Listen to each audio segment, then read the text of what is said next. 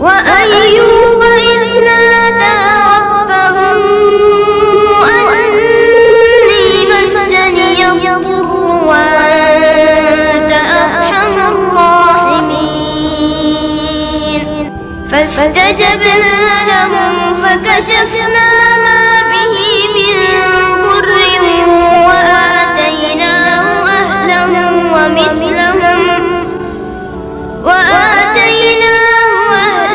ومثلهم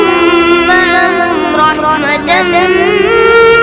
عندنا وذكرى للعابدين وإسماعيل وإدريس وذا الكفل كل من الصابرين وأدخلناهم في رحمتنا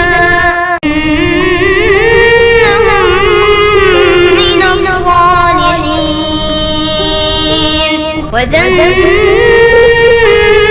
إذ ذهب مغاضبا فظن أن لن نقدر عليه